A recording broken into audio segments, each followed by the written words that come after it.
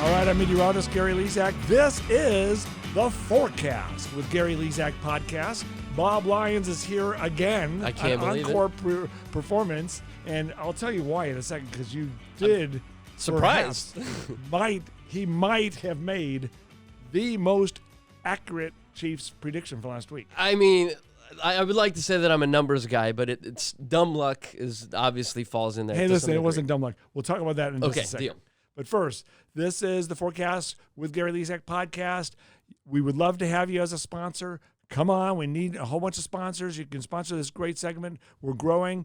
And one of our sponsors is Results Personal Fitness. Excellent. Right? I get results. I worked on this now. I just did back, traps, shoulders. And when you're doing pull-ups, do pull-ups, you really work your core. For sure. Okay, because it's amazing. And after my hernia surgery, today, by the way, was the first workout I had where I didn't talk about my hernia during the entire workout with my trainer. Oh, that's very exciting. Yeah, so it's like full recovery. We consider recovered. I think it's 3.5 months. Those of you who have had inguinal hernia surgery, I had laparoscopic surgery in October 14th, I believe it was, so 3.5 months ago, and it's taken till now to finally. I mean, it worked.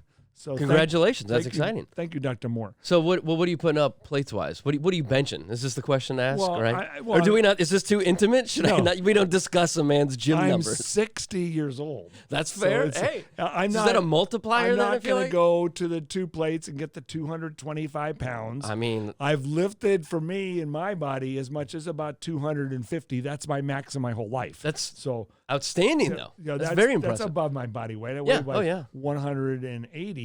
So, but today awesome. It was just lat pull downs, low rows, shoulder press, pull ups, reverse delts, and then some flies. I mean, some upright rows and stuff. But that's very exciting. Man, I used to. I'll tell you. Back in I don't know, and nobody can see this, but I'm a tiny individual. Yeah, but you're in great shape. Sure. There was a day. This is going to sound insane. I was weighing 115 pounds. No way. I was bench pressing 235. No way. It was like that is so strong. It was like idiotic pro wrestler, useless strength. It was a wild. How concept. Did you do that? I was just young and I guess dedicated.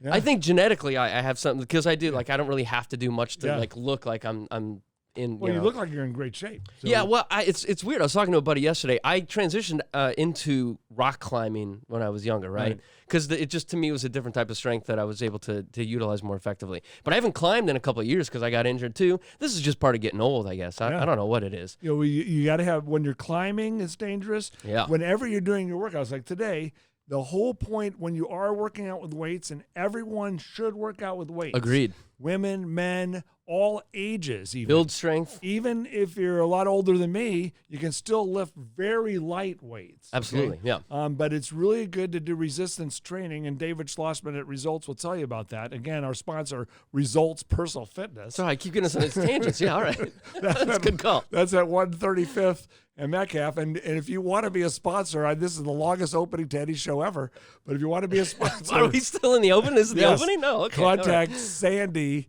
at 810 WHB. Is that right? Sandy, perfect. Nailed it. Sandy at 810 WHB. Maybe we'll talk about you accidentally for 20 minutes. .com. Whatever sponsor, you name it. So, contact Sandy and become a sponsor of this segment. Outstanding. And I'll come over and have lunch with you and everything. So looking forward to that. That's the real sell.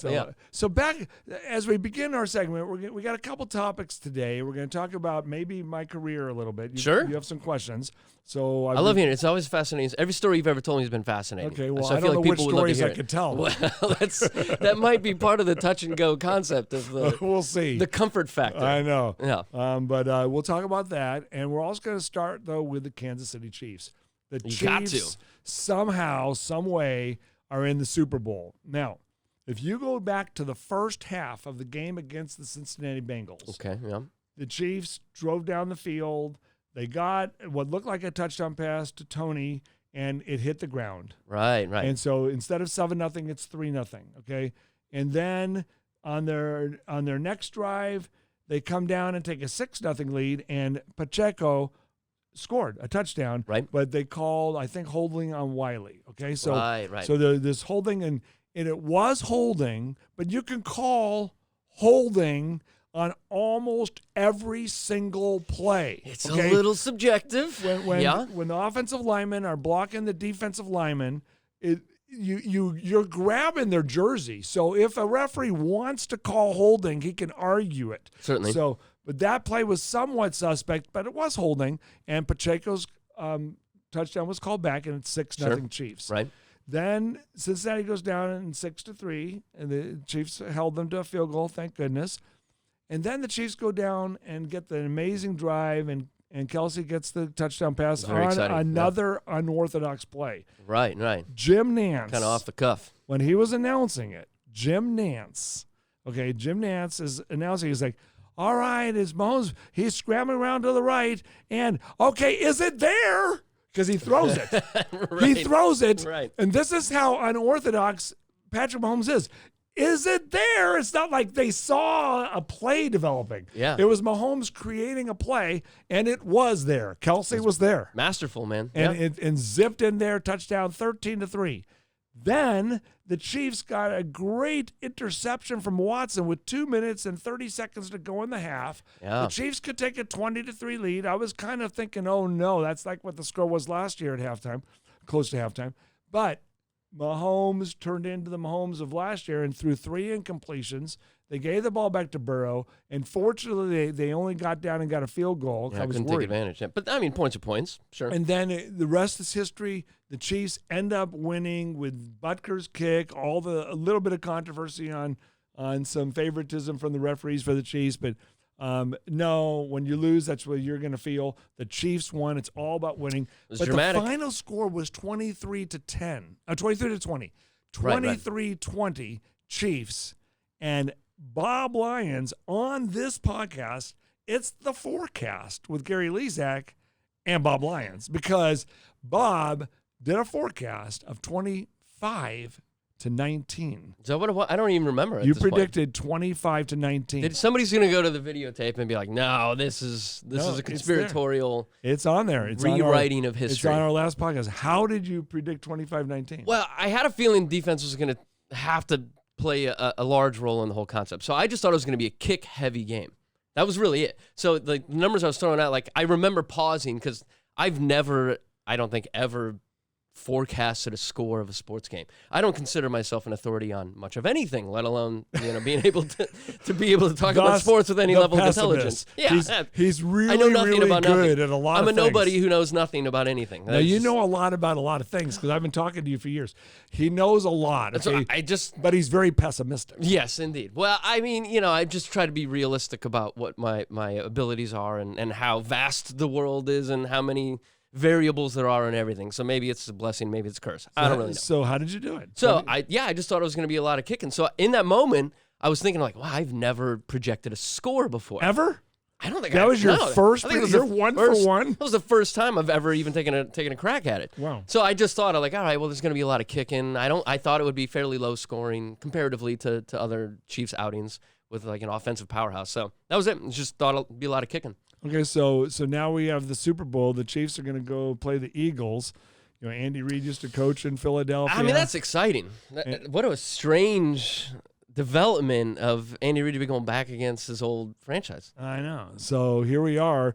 I love it. It's a great story. I think I'm leaning towards the Chiefs are going to again come out focused and on fire. I like it. The Eagles' defense may be strong enough to stop the Chiefs, so we'll just have to see. But when you haven't seen who's the pessimist now? No, wait a minute. Well, when you haven't seen the Kansas City Chiefs before, and the Eagles haven't seen them in a couple years at least, so I think the Chiefs sort of shock other teams at how good they really are. Yeah, it's in the prep work. So. It is always really interesting. If I may, I am going to toot my horn for a minute. We'll switch roles. You just took the pessimist flag, so I'll take the optimist flag here. I do remember, the Chiefs beat themselves. They were very close in that Cincinnati game to beating themselves. I mean, and it's unfortunate. I'm going to say this. Injuries are kind of a part of, So many injuries. It sounds ridiculous, but like that is a part of beating yourself. When you lose the talent that you need to be able to win, it's rough. That's not always an indicator of like the other team being superior. It just means there's a result of whatever happens. Yeah, sometimes you need a break.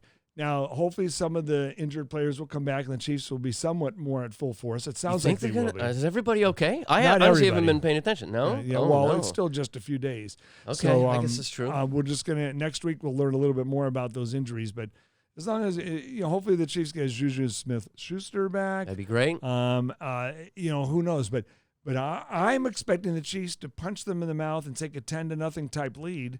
That's what I'm expecting, 10-3, 13-3 again. And this time, Jalen Hurts, he had a great year. He looks good. He might still have a little shoulder problem. What do you make of it? I always wonder about this. Is this part of the psychological game of being like, well, I'm not 100%? Yeah. You always, because I feel like there's the old Belichick game. I've done a lot of fantasy football. This is the extent of my, what little I can claim to know is through fantasy football. The old Belichick game, he was the curse, still is, of the fantasy footballer because everybody's questionable on any given day. And so it keeps the prep team, whoever's trying to prepare for next week's game, like, I don't know, is so-and-so going to be available? Is it going to be run heavy, pass heavy, whatever. Right. So I always wonder how much of the psychological strategies now drifted in to where even players are like, I don't know. And he even got Patrick Mahomes going like, oh, my ankle, it's great, but is it? Is it not great? I know. What do you know? Well, let's just put it this way. When everything's on the line, everything's When fair everything game. was on the line and Mahomes, did you see that run? He was full speed. Oh, yeah. That's the guy who wanted it. He wanted it. And then they got the penalty on top of it, which put us in the field goal range. And that's why we're in the Super Bowl. I mean, what a nail-biting moment. And I'm sorry, Butker has to kick that 45-yard field goal on a cold night. Yeah. And it went probably about 52, maybe 7 or 8 yards past 45. But he makes it. He misses that kick. We might be sitting here wondering what happened. Who knows? Here. It could have been. You got to get breaks. So I'm predicting the the Chiefs are going to beat the Eagles, and I get real optimistic here. I think the Chiefs take the lead, and I think the Eagles get stressed out and they fall apart. So I think it's going to be one of those games. So I'm going to predict a significant victory for the Chiefs and go with I'll get the Chiefs to 31 points, a 31-23, 8-point victory for the Chiefs. Interesting. Okay, I almost feel like I need to retire undefeated and never, ever project another score. But we're going to make you make a prediction because you're hot. Oh, gosh. I agree. Well, I was going to say Chiefs by 7, but in terms of the spectrum, I don't necessarily What's the score? You have to have a score. You did good last time. I know, but now I just the repeat authority here. Well, just take the pressure off yourself. If you're wrong, it's okay. All right, it's in Arizona. So this is it. I try to bring in all of the factors. You got the weather, obviously. That was part of the reason that I even thought of what I did in the last game. So Arizona, is it a stadium? Is it a dome? Yes, in Arizona. It's a dome. Okay. So weather is less of a concept. I'm going to say Chiefs 25, Philadelphia 18. Okay, this is ridiculous. There's going to be a conspiracy theory here because your first prediction was 25-19, and now your prediction for the Super Bowl is 25-18. I look for consistency here. This is the league, man. This is where everything's going. We'll see. There you have it. The beginning of our podcast. I'm playing it safe. Maybe is that crazy. Safe? I don't know. Yeah. I just got a text. Okay, just so you know, because I do weather for the living. Oh, I've heard that. Yeah, and that's exciting. I had a 38-year television career. And so here is the latest data. There she is, the Christmas storm with no cold air. Trend colder. So I'm looking at the data that this friend just sent. Wow. Okay. Oh, that looks like a lot of cold air. You can't see this probably. Okay. You probably can't. I don't know. We could zoom right into the camera. But this shows a major storm on, this would be February the 9th. Okay. And I've had people that have been texting me, Gary, 50 days ago, you said February the 9th we would have a storm, and here it is, February 9th. Right on schedule. If you're wondering what the LRC can do, it predicted this Super Bowl week storm for Kansas City. It's also going to swing through Arizona early in the week. So next week there's going to be some cooler weather, maybe a few rain showers, but definitely cooler than normal for the first half of next week in Arizona. Oh, that's good to know. But yeah, we'll have to watch that. So, I mean, for all of you enthusiasts out there, I get a video last night from Gary, even, was that last night? I can't, showcasing, so because there was all of the extreme weather down in Texas, the ice storms and the cold and everything. And so this is the persona of Gary Lezak. For anybody who's ever asked me, like, oh, Gary, what's he like? I'm like, that dude loves the weather more than anything. I get weather forecasts sent to me. He's always thinking about the patterns and then the cycles and how everything sort of relates. So last night he just sends me he texts me a video about the 50-day cycle between and how it relates, the winter storm down south and how it relates to storms in the previous 1 and 2 cycles.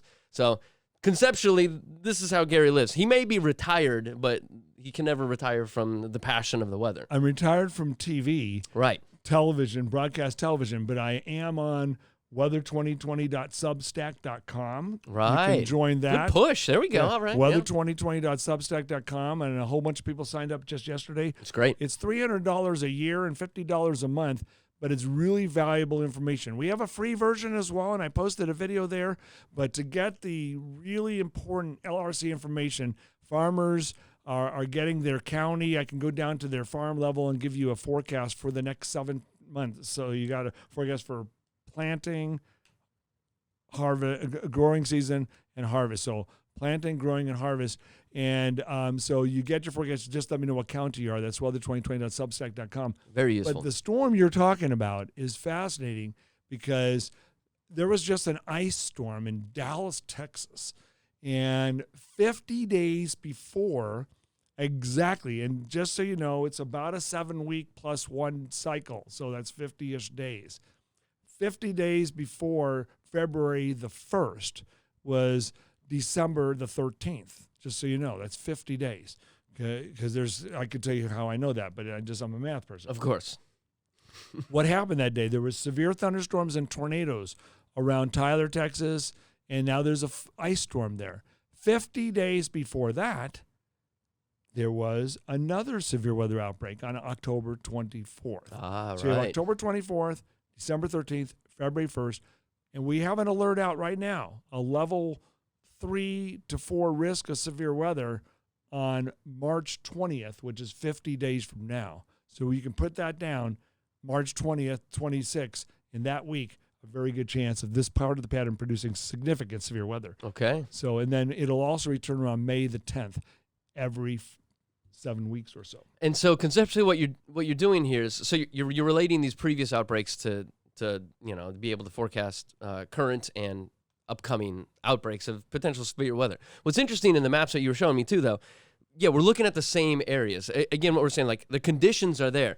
It's not 100% guaranteed because there are a lot of influences, right? So yes. We're not so delusional to where we have to say like this is the only thing that happens, but the conditions to produce something like severe weather recur in the same pressure settings of the atmosphere, so in the same quadrant. So if you have ripe conditions for development of severe weather and those conditions repeat, odds are good. You should take precautions. Right. You can plan now. It should be the first part of every business's playbook. Absolutely. Weather 2020 and the LRC should be that first part and the end because we put it all together. But yes, I would have expected this storm to affect Kansas City, and we're having sunny and beautiful weather. Right, right. We're not right for Kansas City. Okay. However, the storm we predicted is producing. It's an ice storm in Texas due south of Kansas City. So I'm wrong for Kansas City. Whoa. We are right for Texas. We might have to sound cap that. Wow, this is great though. This is You don't ever hear me say that? I don't know.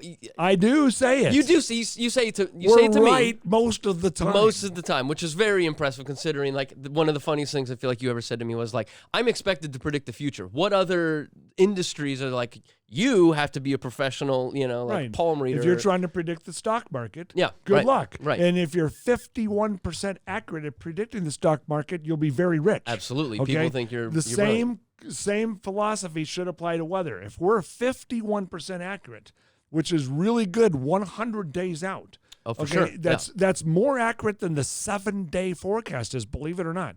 then that's really, really good. But we're more accurate than that because there's an art and a science. And we have a computer model that's patent pending and is predicting those storm systems. But now companies and businesses are actually using our data to help their businesses make decisions. Yeah, actionable decisions, profitable decisions, safety decisions, safety concerns. 100 days out. 100 days out. And plus, 100 days plus. And no one's ever done this. Yeah, it's gutsy. The stigma is still there.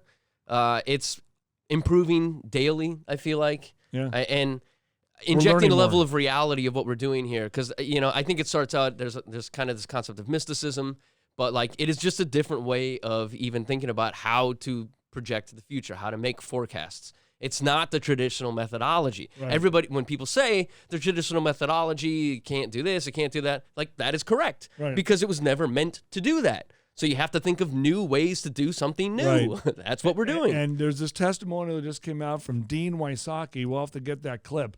But he says this will be taught in universities. Like he thinks now. Heck of a soundbite there, And the LRC will be taught. It is the best way to predict the weather from 10 days out to 200 days out. Right.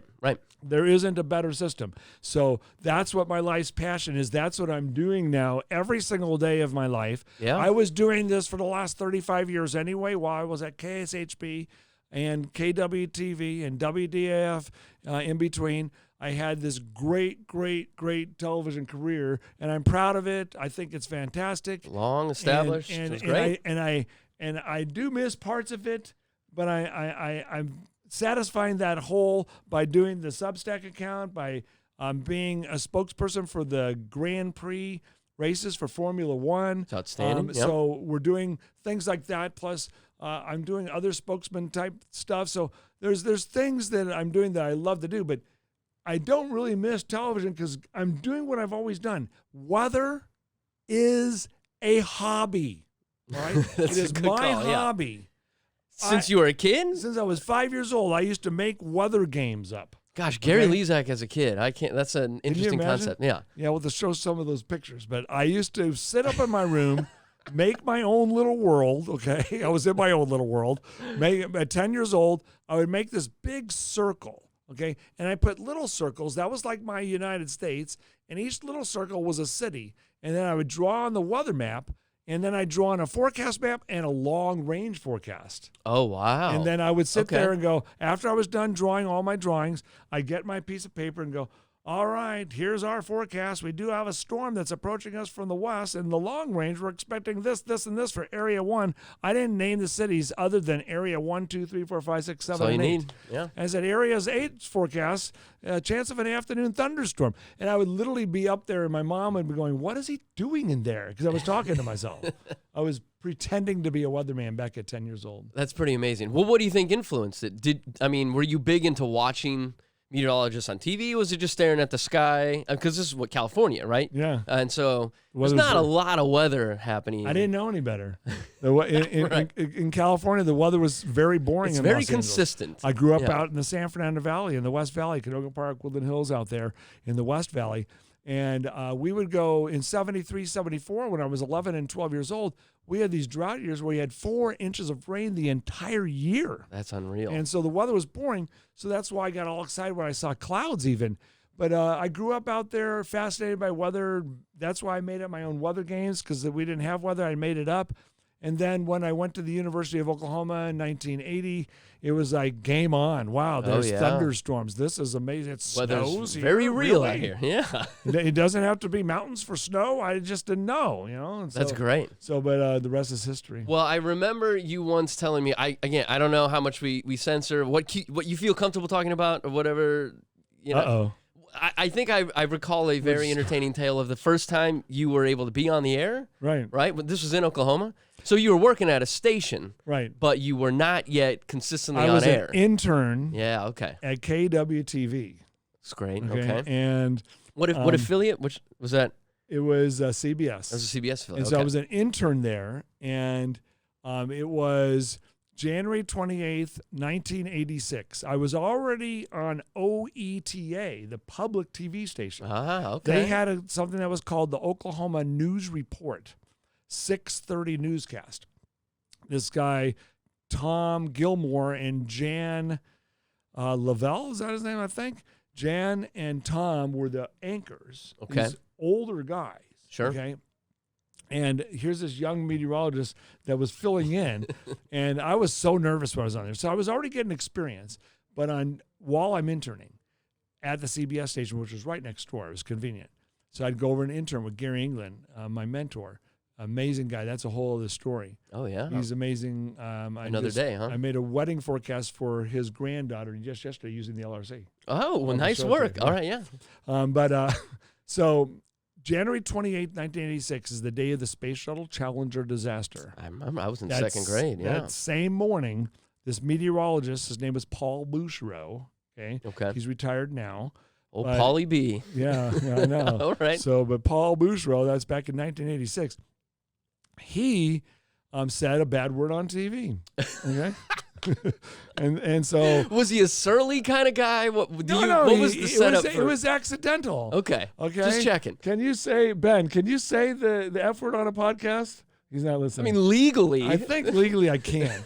Just know it's the F word. All right. Good. That's good. Okay. Sense. So when I say F, then you know what happened. Okay. You're a PG personality. We probably got to keep it there. I want to say exactly what he said because it's pretty funny. The first time you told me, it hit my ears so beautifully abruptly. It was hilarious. Well, it was 7 in the morning. You know, and the Willard Scott of the day, Al Roker of the day. Now it's happening in your neck of the woods, okay? And so we would come on, and you'd see a picture of us, and you'd hear us. And so Paul went in to record us, and he's like, "Good morning. This is meteorologist Paul Bouchereau. It's a beautiful morning across Oklahoma this morning. F." Drops it. Okay. That's a hard drop, too. He just does it, okay? I'm saying it because just in case kids are listening. Of course, yeah. Yeah, so, but he thought he erased it. And at that moment, the audio guy says, "Hurry up, Paul, you're on in 30 seconds." So he thought he re-recorded it. Right. He races it to the audio guy who doesn't check it. Oh, no. And then here's what's happening in your neck of the woods. And on the air, "Good morning. This is meteorologist Paul Bouchereau. It's a beautiful morning across Oklahoma this morning. It's a F, okay? Bomb. That's great. F-bomb, okay? Boom. So about 3 hours later, Space Shuttle Challenger disaster. God, and I'm watching it on TV. What a day. Yeah. Horrible. 7 astronauts are killed. Yeah. January 28, 1986. It was that day. And about 11:30 in the morning, while all this disaster is happening, I get a call. And it's from Gary England. And I didn't know what had happened yet. He goes, "Hey, Paul said F on the air. You got an interview at 2." And I said, "What?" He goes, "I'm watching this disaster." He goes, "I know. Well, we had a disaster. Paul said F on the air. You got an interview at 2. I'm like, "Okay, I'll be there." That's great. I go in there as 23-year-old me, put on a little skinny little tie. I go sit there with the news director, and the news director is like, "Did you hear what happened today?" And I go, "Yeah." He goes, "He's got a pipe." It's a pipe. Okay, of course. Oh, that's great. It wasn't like marijuana. I was wondering. Still like a good impression. It was a pipe. It's a good effect. He goes, "You start tomorrow, no pay." And I go, "Can't you pay me the lowest pay scale you have here?" And he goes, "No, I need to know right now. Take it or leave it." And I go, "I'll take it." Wow. Okay? So the next morning on the air, "Good morning." They come out and they go, "Hey, here's our general manager." And the general manager's name was Dwayne Harm. And Dwayne Harm says, "Hey, we don't condone this activity. We don't like this language is not acceptable in our they're TV covering. station. Yeah, okay. That person has been terminated." Wow. Okay, and then all of a sudden I'm sitting on the set and I go, "Good morning."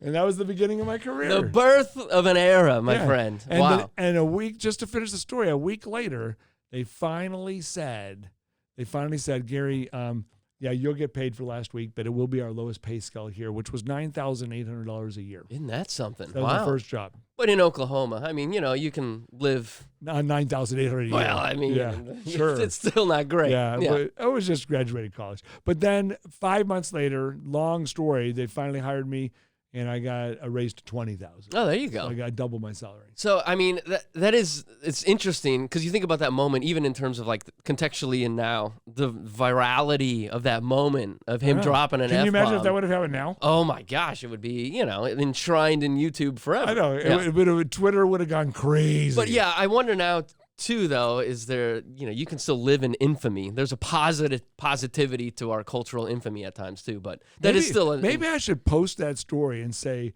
Paul Bushman said the F word.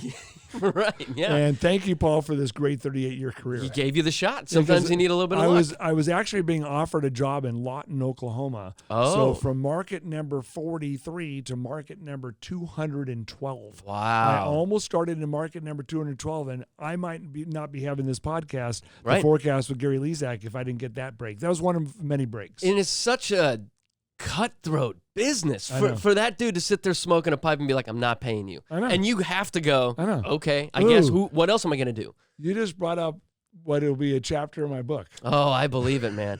I do. Okay, because I've known you now here towards the time here where you've decided to sunset your career. Because you're technically retiring earlier than you could. Yeah, right? I'm 60 years old. Should I wait till I'm 65? Most of my peers do.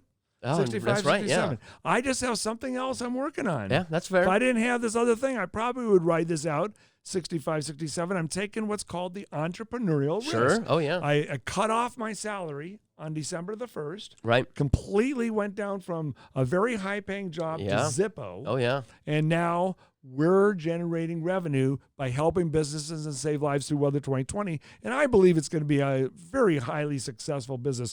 And this is the year where it's going to happen. I believe that. Agreed. Oh, yeah. And as you know, we're working together as business partners. It's a lot of work. Oh, it's an insane amount of work. Well, and the sink or swim mentality is its own type of motivation. Yeah. There's no doubt about it.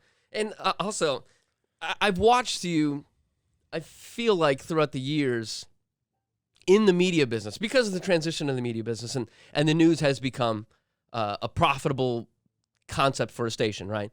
So, there used to be a time when you only did the 5 o'clock and the 10 o'clock, and then they added a 4 and a 4:30 and a 6 and a 6:30.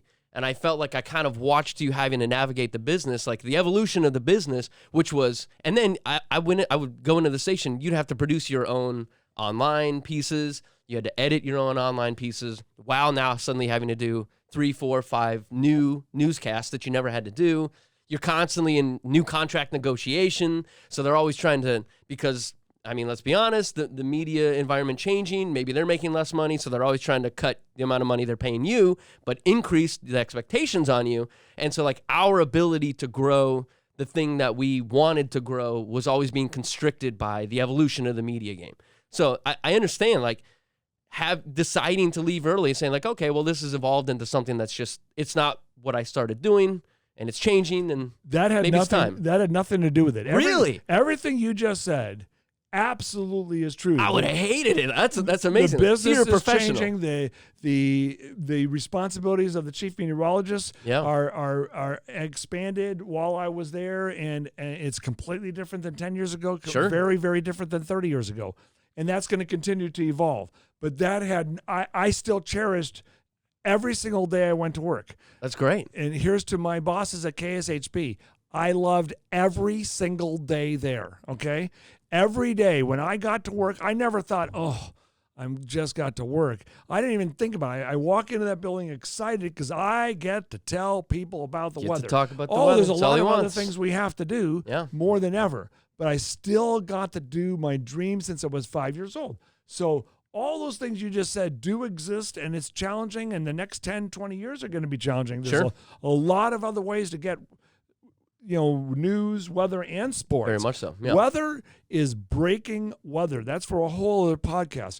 And maybe we'll do one as we go into spring, because it is extremely challenging for the meteorologist to take on that extremely difficult role of bringing extremely important life-saving information when it comes to tornadoes. Definitely. Okay, Kansas City's 4 years. We're almost 4 years in a row now without any major serious significant threats since May 28, 2019. That's incredible. With Linwood, Kansas. But that's a whole other story. Sure. That's a lot of pressure. And so and going on air in the middle of the night. And it's reality TV. Yeah. Oh, very much so. Yeah. Well, So for the legal posterity here, the opinions of Bob do not necessarily reflect the opinions of Gary Lezak. That was just my observations, because I would always watch you having to navigate that system, going like, man, he's a better man than me. I don't like. I don't know that I'd want to do it. I've told you a lot of stories. Sure, yeah. The behind there are stories I will tell in my tell-all book. So what year can we expect? I've got an idea of what the book and the movie is going to be called. I already have the vision, but it's going to have to be about 5 years from now. I say legally, what are we looking at? Well, yeah. I don't know about legally. Okay. But it's going to have to be 5 years from now, because when Weather 2020 is really this successful system and lives are being saved and businesses are being saved, and there's a whole brand new market we're opening up with our weather data. Absolutely. As in 5 years, when that success is reached, then maybe I'll write this book. Sure. And you'll have to help me remember all these things. I'll do my best. You've told me some gems. They're all. Okay. I mean, because it's hard not. It's an interesting business with interesting people. So things accrue, stories accrue. They're crazy. And I always got a good chuckle out of a multitude of them. I know. But it's a heck of a career, man. Amazing. I mean, you said 38 years, right? Is that what we're 38-year career. So. Wow. And but it's not over. Absolutely, yeah. Yeah, you'll see. It's a fit in this new phase. When we're successful later this year, and I am the meteorologist for those Formula One races, and you got Porsche and Mercedes and these other huge teams around the world starting to use our Weather 2020 data, right, and our Weather 2020 system, and then my personality to make the weather exciting. That's what my plan is for them. Sure.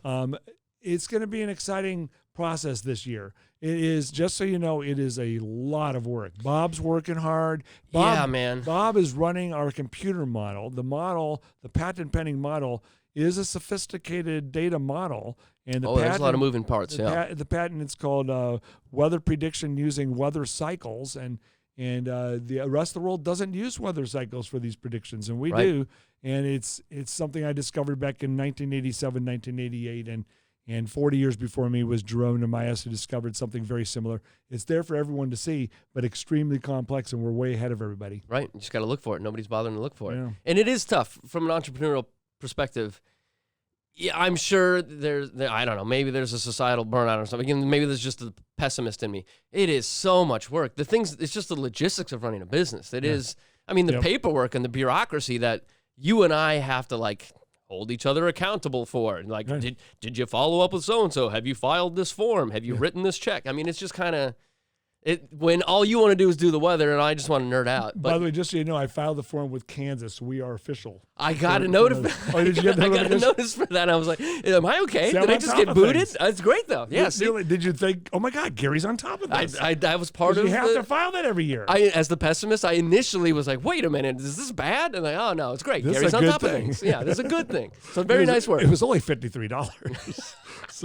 But if you forget, then you're not in good standing with Kansas. Then it all goes wrong. So I'm in good standing with Kansas, a Kansas liability. These are the business components. You got to do it. Yeah. So anyway, okay, I know we could talk forever. Ben's got lunch to go to. Oh, yes, of course. Over there. And this is the forecast with Gary Lezak podcast and Bob Lyons' prediction of the Chiefs 25-18 this time. Yeah. Mine is 31-23 this time. I'm hoping it's 31 to 9, and then they get 2 scrappy touchdowns and we can relax. But it's probably going to come down to the nitty-gritty end. High drama, man. Look at all the Super Bowls, Montana, even Brady's Super Bowls. It comes down sometime to that last second. You got to get a break. So go Chiefs. This is sponsored by Results Personal Fitness. Thank you, Looking David good. Schlossman. I'm back. So I'm going to have David Schlossman on as a guest one time. That'd be great. You should. Yeah. So does David Schlossman do nutrition at all, or is it all? Oh no, he's heavy. He eats a lot of grilled chicken. Oh well, yeah. Grilled chicken and salads. Okay, that's David and his wife Jana. But thank you very much for watching and listening to our podcast. Remember, if you want to be a sponsor of this growing podcast, it is Sandy at a10whb.com. Nailed it. Double check. Bed's amazing. He's doing great. He did great. And let us know what you think of the opening. I love the dogs. Look at the dogs coming out of the umbrella. Oh, I'll have to see that. Can we Really? play a little longer opening this time? We'll do a longer opening so you can really see the dogs falling. That sounds terrifying. I guess I got to see raining what you're cats talking and about. dogs. Oh, of course. on. Jeez. I'm too literal. This is ridiculous. It's rainbow and sunny, though. That's adorable. Yeah. That's great. All right. Bob Lyons, thank you very Thanks much. for letting me come back. You're very sweet. I'm Okay, still a nobody. let's say- Maybe we'll turn into Let's a say summer. go Chiefs together. Ready? Right. Go Chiefs! Chiefs!